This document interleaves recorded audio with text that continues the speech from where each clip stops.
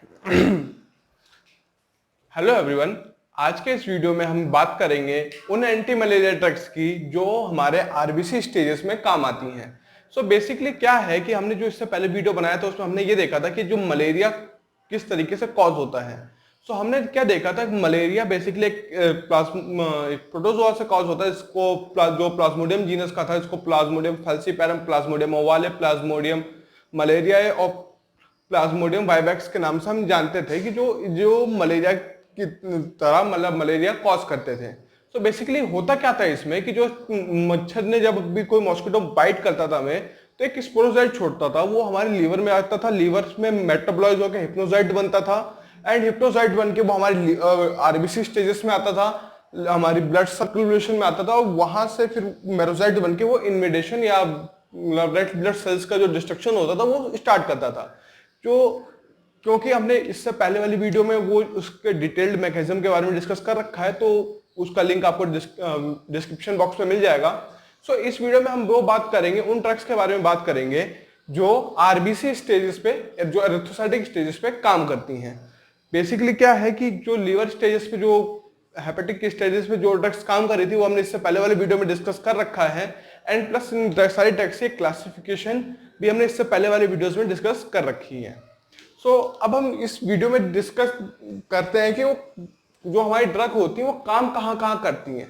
So basically क्या होता है कि जब भी कोई मॉस्किटो हमें बाइट करता है तो उसके जो स्पोरोसाइट्स आते हैं वो आते हैं लीवर में।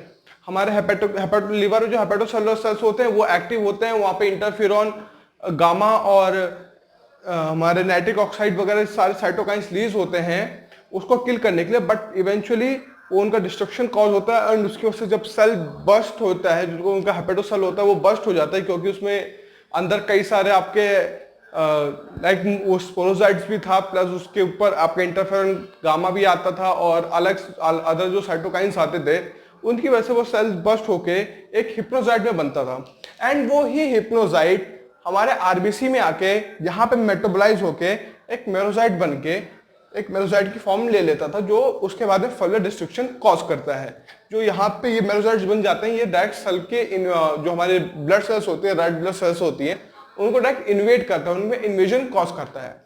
सो बेसिकली क्या होता है कि जैसे हिप्नोजाइट्स आए वो यहाँ पे मेटाबोलाइज होंगे एंड वहाँ पे मेरोजाइट्स बन जाएंगे। सो अब हमारी ड्रग है वो रोकेगी कहाँ कहाँ पे, इनको किस किस पोजीशन पे रोक सकती है। सो बेसिकली 3 जगह वो हमारी ड्रग एक्ट करेगी। मतलब या तो सबसे पहले वो आरबीसी स्टेज में आने ही नहीं देगी, एक ड्रग यहां पे यूज होगी। सेकंड क्या कि वो जो अटैक हो चुका है अगर, बट उसको पूरे आरबीसी के अंदर मेटाबोलाइज होने ही ना दे, वो यहां पे किल कर दे उसको। जो एक्यूट अटैक होंगे तो उससे बहुत छोटा सा होगा। एंड थर्ड क्या कि जो हमारे ऑर्गन में जब ट्रांसमिशन होता है, क्योंकि मेरोजाइट्स बनेंगे तो ये पूरा ब्लड हमारे पूरा ऑर्गन में जाते हैं, तो वहां पे प्रिवेंट उसका जो ट्रांसमिशन होता है उसको प्रिवेंट कर दे। तो ऐसी एक ड्रग के बारे में आज हम जो डिस्कस करेंगे जो इनमें से काम करेगी, वो उनमें से एक है आर्टिमिस्टिन। अब आर्टिमिस्टिन का क्या है कि एक सेस्क्यूटर्पिन लैक्टोन एंडोपेरोक्साइड डेरिवेटिव है। सेस्क्यूटर्पिन लैक्टोन कौन से होते हैं? ये एक ऐसा रिंग स्ट्रक्चर है, इस तरीके का रिंग स्ट्रक्चर को हम सेस्क्यूटर्पिन बोलते हैं। और सेकंड एंडोपेरोक्साइड, मतलब इसके अंदर पेरोक्साइड रिंग प्रेजेंट है, तो एक पेरोक्साइड रिंग, इसके अंदर एक पेरोक्साइड बॉन्ड प्रेजेंट है। सो बेसिकली अब इस ड्रग के बारे में अगर बात करें तो ये एक इंसॉल्युबल होती है और ये ओरली यूज की जाती है। अब जब हम इसे लेते हैं तो बेसिकली होता क्या है, जब भी क्योंकि ओरली ली जाती है तो इसका एब्जॉर्प्शन अच्छा होता है एंड जो इसकी पीक प्लाज्मा लेवल है वो विद इन 1 से 2 घंटे में पीक प्लाज्मा लेवल अपने अचीव कर लेती है। टी हाफ के बारे में बात करें, मतलब एलिमिनेशन के बारे में बात करें तो 1 to 3 आवर्स इसका टी हाफ टाइम है। और जो क्योंकि जब हम लेते हैं तो उसका जो मेटाबोलाइज होकर जिस कंपाउंड में एक्टिव मेटाबोलाइट जो होता है उसका, वो होता है डाइहाइड्रो आर्टिमिस्टिन। ये इसका एक एक्टिव मेटाबोलाइट है, जो कि मतलब हमारे जब हम इसको इंजेस्ट करते हैं तो उसके बाद ये इस फॉर्म में एक्टिव हो जाता है। अब इसके मैकेनिज्म ऑफ एक्शन के बारे में बात करें तो ये बेसिकली 2 स्टेप लेती है, तो मतलब 2 स्टेप लेते हैं अपना एक्शन शो करने में। सबसे पहले क्या होता है कि जो पैरासाइट होते हैं, जो हमारे ब्लड में जो हीमोग्लोबिन होता है, वो इसको वो कैटेलाइज करता है। और तो जिसको कैटेलाइज करता है, तो जो इसका एंडो पेरोक्साइड ब्रिज होता है, ये वाला ओ का जो ब्रिज होता है, इसके ऊपर एक स्ट्रेन डालता है। स्ट्रेन आने से क्या होता है कि इनके अंदर क्लीवेज जनरेट होता है एंड इवेंचुअली ये बॉन्ड टूट जाता है। और तो उससे क्या होता है, जैसे वो आपका पेरोक्साइड ब्रिज जब का मतलब टूटता तो नहीं, बट एक क्लीवेज जो आता है, जैसे वो क्लीवेज हुआ तो क्या होता है कि एक कार्बन सेंटर्ड रेडिकल बन जाता है। सेंटर पे एक कार्बन हो जाता है और उस पे ये कार्बन सेंटर रेडिकल बन जाता है। जैसे ये कार्बन सेंटर रेडिकल बना आर्टिमिसिन की वजह से, तो फिर क्या होता है कि जो हमारा कार्बन है ये उसको अल्काइलेट कर देगा एंड जो हमारे पैरासाइट का मैक्रोमोलिकुलर जो चीज होती है, जो मैक्रोमोलिक्यूल्स होते हैं हमारे पैरासाइट्स के, उसको डैमेज कर देगा, उसको डिस्ट्रॉय कर देगा। सो बेसिकली इस तरीके से ये एक बहुत ही अच्छा मैकेनिज्म और एक बहुत ही सिंपल वे में ये इसको एक्ट करते हैं। बेसिकली क्या है कि क्योंकि ये एक इनसॉल्युबल है, तो इसीलिए इसके तीन और डेरिवेटिव हैं, मतलब टोटल 4 तरीके की आर्टिमिसिन कैटेगरी में आती है ड्रग। एक उसमें एक आर्टिमिथर, एक आर्टेनिसुएट और एक डाइहाइड्रो आर्टिमिसिन आते हैं। अब बेसिकली होता यही है कि आर्टिमिथर में ईथर ग्रुप आ जाता है यहाँ पे कीटोन की जगह पे। आर्टेनिसुएट में यहाँ पे एडेनिसुएट ग्रुप आ जाएगा और डाइहाइड्रो आर्टिमिसिन में यहाँ पे हाइड्रोक्सी ग्रुप आ जाता है। बेसिकली अगर आप देखें तो केवल आर्टिमिथर ही एकमात्र ऐसे इसकी डेरिवेटिव है जो लिपिड सॉल्युबल है, बाकी सारे वाटर सॉल्युबल हैं। ये ओरल, आईएम, इंटरमस्कुलर और रेक्टल यूज के लिए यूज होते हैं आर्टिमिथर। और डाइहाइड्रो आर्टिमिसिन के बारे में बात करें तो ये केवल ओनली फॉर ओरल यूज होते हैं। और आर्टेनिसुएट के बारे में बात करें तो ये एक आईवी यूज और होता है इसमें, जो कि और किसी में नहीं होता। सो आर्टेनिसुएट एकमात्र ऐसी ड्रग जिसके जो आईवी वाया इन विवो भी दिया जाता है। आर्टिमिथर ओनली लिपिड सॉल्युबल ड्रग, तो ये इसके 3 डेरिवेटिव हैं।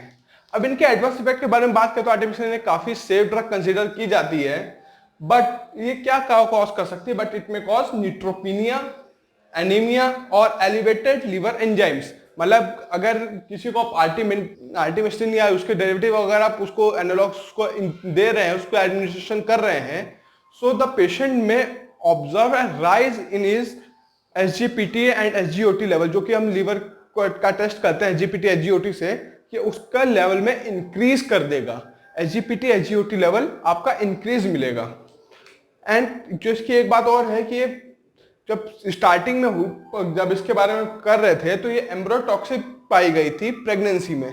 मतलब ये still birth child, abnormal growth, इस तरीके के चीजें हो रही थी प्रेग्नेंट वुमेन के अंदर जब वो अपने फीटस को जन्म दे रही थी। बट आफ्टर सम टाइम इन्होंने देखा कि ये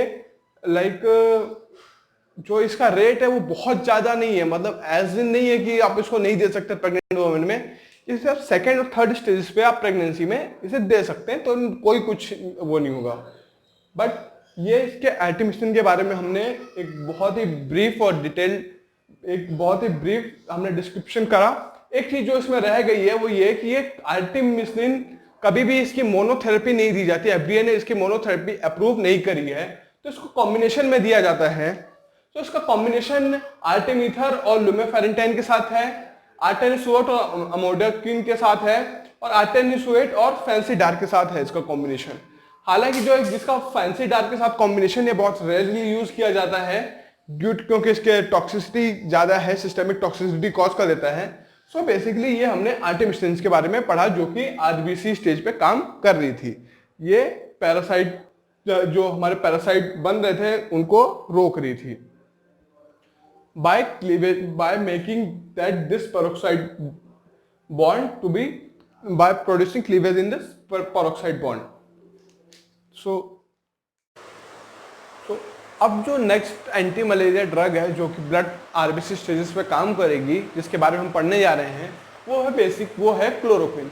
सो क्लोरोक्विन क्या है? क्लोरोक्विन एक सिंथेटिक 4 अमीनोक्विनोलोन की डेरिवेटिव है, और ये एक ड्रग ऑफ चॉइस है for the chemotherapy of malaria parasites. इसके बारे में और फर्दर बात करें तो ये जीआईटी में रैपिडली अब्जॉर्ब हो जाता है। इसका पीक प्लाज्मा लेवल जो अचीव कर लेती है वो विद इन 3 आवर्स से अपने पीक प्लाज्मा लेवल अचीव कर लेती है। एंड इसकी अगर टी हाफ के बारे में बात करें तो वो है 3 to 5 डेज।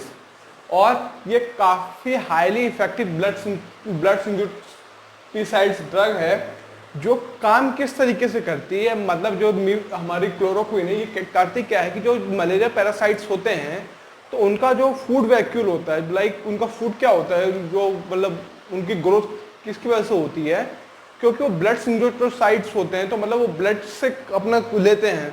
हमारे ब्लड का सबसे एक्टिव जो आरबीसी में सबसे एक्टिवली जो चीज़ प्रेजेंट होती है, सबसे अबंडेंट वो उसे हीमोग्लोबिन बोलते हैं। सो एक बेसिकली कि क्या करते हैं कि जो हीमोग्लोबिन को में जो आयरन होता है, जो हीम होता है, ये उसको मेटाबॉलाइज करके एक हेमोजॉइन बना देते हैं जिससे इनकी ग्रोथ होती है। सो उनका ट्रांसमिशन होता है। सो बेसिकली क्या करती है कि जो हमारी क्लोरोक्विन है वो इसी प्रोसेस को जो इनका ब्रेक डाउन करके हीम बना ले रहे हैं, इस प्रोसेस को जो अटैक हो रहा है, इसी प्रोसेस को हमारा लाइक क्लोरोक्विन इनहिबिट करके इसी प्रोसेस को ब्लॉक कर देती है। सो ये क्या करती है, जो उसके फूड वैक्यूल होते हैं उस पर कंसंट्रेशन कर देती है, मतलब जो उसके फूड वैक्यूल होते हैं उसके ऊपर जाके कर लेती है, जिससे वो जो हमारे हीमोग्लोबिन का जो ब्रेकडाउन कर रहे हैं वो नहीं कर पाते और जो हीमोजॉइन बन रहा था हीम से वो भी नहीं हो पाता। अब इसके एडवर्स इफेक्ट के बारे में बात करें तो गैस्ट्रोइंटेस्टाइनल पेन, मलाइज और ब्लरिंग विजन एक बहुत कॉमन इनका एडवर्स इफेक्ट है। बट ऑल्दो काफ़ी सेफ ड्रग कंसीडर की जाती है, बहुत ही रेयर होते हैं, मतलब लाइक बहुत कम मतलब अमाउंट में, लाइक 2 मुश्किल से आधा घंटा ऐसे करके इनका हेमोलाइसिस हो। और एक जो इनका सीवियर एडवर्स इफेक्ट है वो कि ये हेमोलाइसिस कॉज कर सकते हैं उन पेशेंट के अंदर जो ग्लूकोज 6 फॉस्फोडाइस्ट्रेट डेफिशिएंट पर्सन होते हैं। जिन पेशेंट के अंदर ग्लूकोज 6 फॉस्फोडाइस्ट्रेस डिहाइड्रोजनेस कम होगा वो उसके अंदर ये ड्रग क्लोरोक्विन एक हेमोलाइसिस कॉज कर सकती है। अब जो इसकी नेक्स्ट ड्रग है वो सेम इससे जो इसी की 4 अमीनोक्विनोलोन डेरिवेटिव ड्रग है वो है मीफ्लोक्विन। काम इनके जैसा ही है, ये बिल्कुल इसी की तरह की ड्रग है, इसी की डेरिवेटिव की तरह है। तो ये भी एक 4 अमीनोक्विनोलोन डेरिवेटिव है।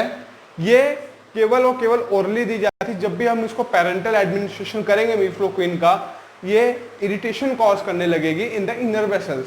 तो इस वजह से इसको हम सिर्फ और सिर्फ ओरली दी जाती है। और क्योंकि ओरली दी जाती है तो हाईली प्रोटीन बाउंड ड्रग है और वेल एब्जॉर्ब हो जाती है। इसका पीक प्लाज्मा लेवल 18 आवर्स में अचीव होता है एंड इसका एलिमिनेशन अराउंड 18 डेज तक होता है। 18 डेज तक भी हाफ इसकी। तो अब जो नेक्स्ट एंटी मलेरिया ड्रग है जो कि ब्लड आरबीसी स्टेजेस पे काम करेगी, जिसके बारे में हम पढ़ने जा रहे हैं, वो है क्लोरोक्विन। सो क्लोरोक्विन क्या है? क्लोरोक्विन एक सिंथेटिक 4 अमीनोक्विनोलोन की डेरिवेटिव है और ये एक ड्रग ऑफ चॉइस है for the chemotherapy of malaria parasites. इसके बारे में और फर्दर बात करें तो ये जीआईटी में रैपिडली अब्जॉर्ब हो जाता है। इसका पीक प्लाज्मा लेवल जो अचीव कर लेती है वो विद इन 3 आवर्स से अपने पीक प्लाज्मा लेवल अचीव कर लेती है। एंड इसकी अगर टी हाफ के बारे में बात करें तो वो है 3 to 5 डेज। और ये काफ़ी हाईली इफेक्टिव ब्लड सिंथेसाइड्स ड्रग है जो काम किस तरीके से करती है, मतलब जो हमारी क्लोरोक्विन है ये करती क्या है कि जो मलेरिया पैरासाइट्स होते हैं तो उनका जो फूड वैक्यूल होता है, लाइक उनका फूड क्या होता है, जो मतलब उनकी ग्रोथ किसकी वजह से होती है, क्योंकि वो ब्लड सिंथेसाइड्स होते हैं। तो मतलब वो ब्लड से अपना लेते हैं। हमारे ब्लड का सबसे एक्टिव जो आरबीसी में सबसे एक्टिवली जो चीज़ प्रेजेंट होती है, सबसे अबंडेंट वो उसे हीमोग्लोबिन बोलते हैं। सो बेसिकली कि क्या करते हैं कि जो हीमोग्लोबिन को में जो आयरन होता है, जो हीम होता है, ये उसको मेटाबॉलाइज करके एक हेमोजॉइन बना देते हैं जिससे इनकी ग्रोथ होती है। सो उनका ट्रांसमिशन होता है। सो बेसिकली क्या करती है कि जो हमारी क्लोरोक्विन है वो इसी प्रोसेस को जो इनका ब्रेक डाउन करके हीम बना ले रहे हैं, इस प्रोसेस को जो अटैक हो रहा है, इसी प्रोसेस को हमारा लाइक क्लोरोक्विन इनहिबिट करके इसी प्रोसेस को ब्लॉक कर देती है। सो ये क्या करती है, जो उसके फूड वैक्यूल होते हैं उस पर कंसंट्रेशन कर देती है, मतलब जो उसके फूड वैक्यूल होते हैं उसके ऊपर जाके कर लेती है, जिससे वो जो हमारे हीमोग्लोबिन का जो ब्रेकडाउन कर रहे हैं वो नहीं कर पाते, और जो हीमोग्लोबिन बन रहा था हीम से वो भी नहीं हो पाता।